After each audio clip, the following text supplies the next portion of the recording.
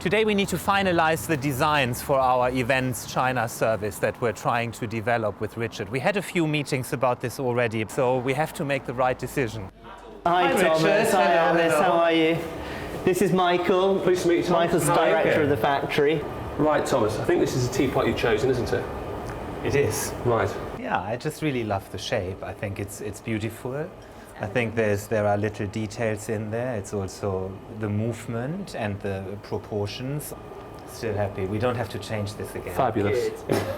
Shall we go and see how we start manufacturing them for you? Yes. It's 48% bone in our body, which gives it its very translucent quality. So are there actual bones in there? It's actually calcified animal bone, so it's burnt ash. It's stronger, so it lends itself to your industry, hospitality industry, so it's very strong, very light, and very translucent.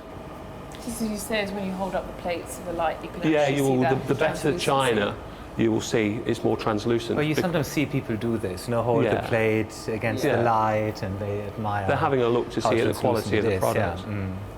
You'll feel how smooth it is on there, and that's the surface of the plaster of Paris. They make a model of the teapot that's 13% bigger than the actual teapot because that's how much clay shrinks when you fire it. Yeah, I'm worried about breaking it. There you go. And that's your teapot. But we've got to put a handle on yet. Okay, now you need a calm hand.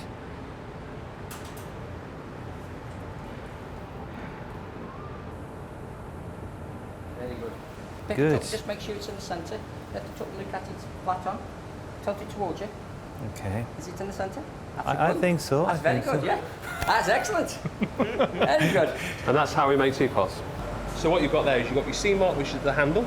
So you've got a C mark around the top that needs sponging off. You've also got a C mark around the spout that you'll see there, probably a little bit more clearer.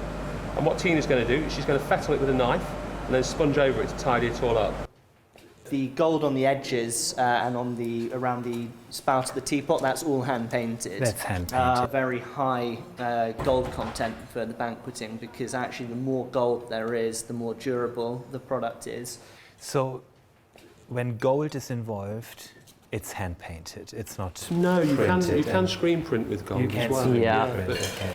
So what's the most expensive teapot you make here? Most expensive teapot is probably somewhere region of £1,500 at retail.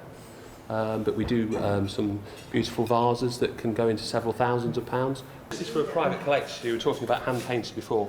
So all the birds are hand painted and they've been fired probably 4 or 5 times to get to the depth of colour you can see in the detail. And then it's gilded again and then it's burnished and that's what you get out.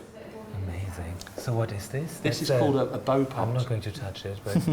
And all these little pieces here, that's hand enamelling as well. So where's that going? Can I... Only Buckingham Palace. Yes. Okay. This is another product we do for Richard. It's again the same colouring as the hook, but the same design that you use for afternoon tea, but you have it in grey and red. And that's it now? That's it now, yes. So now when you see this plate, what do you look at? We would check it for blemishes, imperfections, just so we're happy with it and you're happy with it. So this entire process, now that we've seen it all, from start to finish, looks like, it's days, no? It's a working week. It's a working week. Yeah. I really learned something today. I had no idea that is how teapots and plates and cups are being made. Because with these everyday items, I think everybody has a certain way in their mind.